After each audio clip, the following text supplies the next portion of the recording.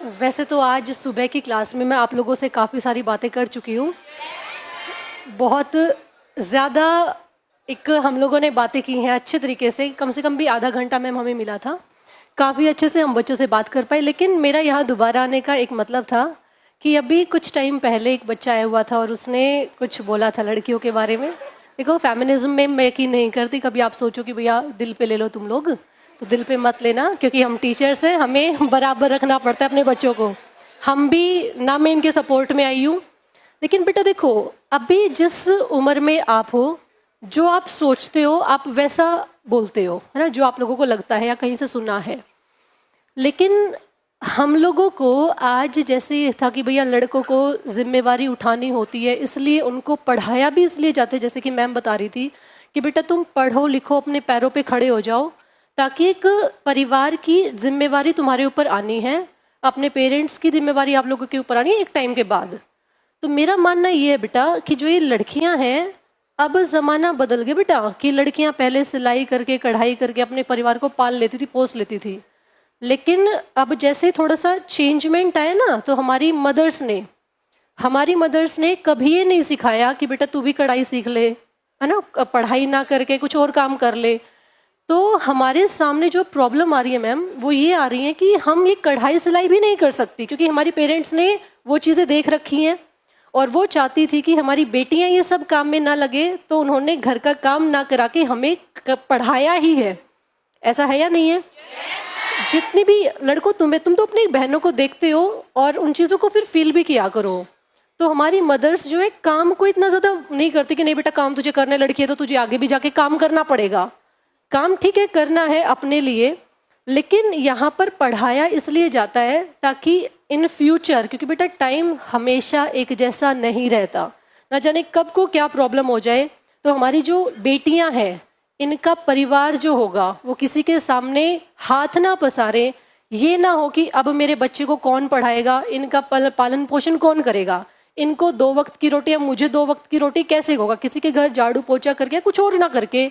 वो पहले से ही अगर इतने काबिल हों कि अपने परिवार को, लाइफ में कोई भी टाइम आ सकता है बेटा, हमारा सारा टाइम हमारे अकॉर्डिंग नहीं होता कि सब चीज़ें हम चाहेंगे तो हमारे हाथ में है, सब चीज़ें हमारे साथ है, जब हम चाहें किसी को छोड़ सकते नहीं बेटा, कुछ चीज़ें हमारे हाथ में नहीं होती हैं। तो उस टाइम के लिए भी हमें हमेशा रेडी रहना है कि अगर ऐसा कुछ हो जाए तो कम से कम अपने परिवार को तो हम पाल ले पोस ले। ये हमारी मदर्स का हम तक था, और वही चीज़ें हम सोच रहे हैं कि जितनी ये लड़कियां हैं, देखो आज के टाइम पे भी अगर अपनी प्रेजेंस में भी देखें ना, डेली की डेली बेटा तुम लोग नोट किया करो ये, अगर अटेंडेंस में देखें बॉयज़ और गर्ल्स को, तो गर्ल्स ज़्यादा अटेंटिव हैं, गर्ल्स ज़्यादा प्रेजेंट भी रहती हैं क्लास में। अभी अभी भी तुम काउंट करोगे ना, तो लड़कियां कहीं ना कहीं अभी भी ज़्यादा ही मिलेंगी तुम्हें। अभी तो स्कूल के बच्चे आए हुए हैं इधर, न्यू और ओल्ड के। तो बेटा यहाँ पर लड़कियों के लिए एक ही मैसेज है कि आप लोग पढ़ो, क्योंकि फेवरेबल टाइम में तो ठीक है, सपोर्टिंग हैंड हम अपनी फैमिली का है ही, बाई चांस अगर कुछ मिसहैपनिंग होती है तो भी हम अपने परिवार को संभाल ले। जो बेटा करता है अपने बूढ़े माँ बाप को संभालने का, वही काम हमारा भी हो। क्यों, ऐसा है या नहीं है? कुछ जिम्मेदारी तो हम पर भी छोड़ दो, कुछ सेवा भाव तो हमें भी देने दो अपने मम्मी पापा के लिए। ऐसा है या नहीं है? और इसमें खुशी भी होती है कि जब लड़की अपने मदर के लिए और फादर के लिए और अपने इन लॉज के लिए करती है, तो इसमें खुशी भी होती है। और जो दूसरी बात, जो अभी अभी जब वो बच्चा बोल रहा है ना, तो मेरे एक बारी हम परिमल सर के साथ में हम कहीं जा रहे थे, तो उन्होंने ऐसी कुछ बातचीत चल रही थी, तो उन्होंने एक बात बोली थी, वो मेरे बात बिल्कुल दिल को छू गई। सर ने बोला था कि जब परिवार में हस्बैंड और वाइफ दोनों कमाते हैं, और सिर्फ परिवार एक में जिसमें सिर्फ हस्बैंड कमाता है, दोनों के घरों में डिफरेंस होता है। क्या डिफरेंस होता है? जब हस्बैंड कमाता है तो सिर्फ घर चलता है, और जब वाइफ भी कमाती है पैरेलली में, तो वो घर का नज़ारा ही बदल जाता है। वहाँ पे रहने का, उनके बच्चों में डिफरेंस देखना, उनके रहने का तरीका देखना बेटा, सब चीज़ें बदल जाती हैं।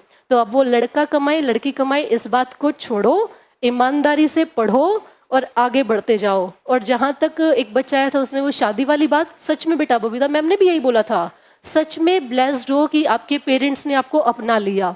नहीं तो इतने बच्चे मैम बातें करते हैं, वो बातें करते मैम भाग के शादी तो कर ली। ये सबके लिए बेटा, ये सबके लिए मैसेज है कि भाग के शादी तो कर ली, अब घर वालों ने उनको एक्सेप्ट भी कर लिया, लेकिन बेटा वो लड़का कुछ भी नहीं करता, जिसके साथ उसने जीने मरने की और अपने घर तक को छोड़ दिया था ना, वो कुछ भी नहीं करता अब। मैम जी मुझे भी सेंटर नहीं जाने देते, ऐप पे नहीं पढ़ने देते कि जब मेरे साथ तू भाग के आ गई तो ना जाने किससे फोन पे बात करेगी। फोन तक अलाउड नहीं है बेटा बच्चों के पास, जिन्होंने खुद लव मैरिज की थी ना, इसे भाग गए थे। तो बेटा प्यार करना, शादी करना गलत बात नहीं है, लेकिन कम से कम इतना तो हो आपके अंदर अवेयरनेस कि आपको सही और गलत और क्या टाइम पे क्या करे, वो जरूर पता होना चाहिए आप लोगों को। इस जिस उम्र में हो ना, अब जुनून आ जाता है। कभी बबीता मैम और परिमल सर को देखते हैं, उन्होंने भी तो कर ली। अब तो कैटेगरी में प्रीति मैम भी आ गई है, तो प्रीति मैम ने भी कर ली। तो क्या बेटा बुराई नहीं होती है, बुराई तब है जब वो गलत तरीके से पेश हो जाए। अब वो जो कैटेगरी जो अभी बातें चल रही थी, इनको पॉजिटिव वे में लो। सबसे पहले जरूरी है कि अपने पैरों पे खड़े हो जाओ, इतना टाइम तो दो। और पेरेंट्स इतना भागम, 19 साल में आजकल कौन शादी करता है किसी के पेरेंट्स? कोई बच्चे ही बहुत नालायक होंगे ना, वही करते होंगे। अदरवाइज तो इतनी अब सबके पास फ्रीडम है कि 22, 23, 24 तक तो सबको टाइम मिलता है कि अपना पढ़ जाएं और कहीं सरकारी नौकरी लग जाए या कुछ भी इनको करना है वो कर ले। तो बेटा इस टाइम को, ये बहुत क्रूशियल टाइम है तुम्हारी लाइफ का। वही 1-1.5 साल सिर्फ अपने लिए सेल्फिश हो जाओ, सिर्फ अपने लिए पढ़ो कि आगे आने वाली जिंदगी मेरी अपनी है। अभी सुबह बताए थे ना, प्रॉब्लम अपनी तो सॉल्यूशन भी कौन करेगा? तो 4 साल के बाद नहीं, आज ही। और जवाब देंगे, जवाब देंगे। कैसा? हाँ, तो सिर्फ 1-1.5 साल अपने लिए जियो, ठीक है? सेल्फिश हो जाओ बेटा इस टाइम पे, बस अपने लिए, मेरे को पढ़ना है और आगे बढ़ना है। और ये लड़का लड़की नहीं, अब साथ में आगे बढ़ो, ठीक है? चलो बहुत बढ़िया। और एक और बात, जो आज जो ये तुम सब हो यहाँ पर आए हुए हो ना, अब बीच में से जो ये रुका नहीं जा रहा देशभक्ति के लिए, जैसे अभी मुझसे रुका नहीं जा रहा था, हालांकि मैं बाहर गई थी कि चलो ठीक है कोई बात नहीं, चल रही है क्लास, लेकिन फिर भी ना वो रुका नहीं जाता। तो ऐसे ही देशभक्ति आप लोगों के अंदर भी होनी चाहिए। चलो ठीक है पहल हम नहीं कर रहे हैं, लेकिन एक बार जब पहल हो जाए तो उसके बाद रुकना नहीं चाहिए भैया, चाहे कोई भी हो, अपने ही तो है सब। देख के सुनाओ, कुछ भी करो। हमारे जो ये गूज है ना, ये बम्स ऐसे ऊपर ऊपर ऐसे हो जाने चाहिए कि भाई साहब क्या हो गया, एक जोश हो जाना चाहिए। और वो जोश सब में होना चाहिए। और ऐसे जब मौके मिले तो अपने आप यहाँ पर आ जाओ। अभी किसी की टर्न थी मेरे ख्याल से, तुम इंडियन रेलवे आ रहा है अब ये इंडियन रेलवे के लिए क्लैपिंग करो, बहुत बढ़िया।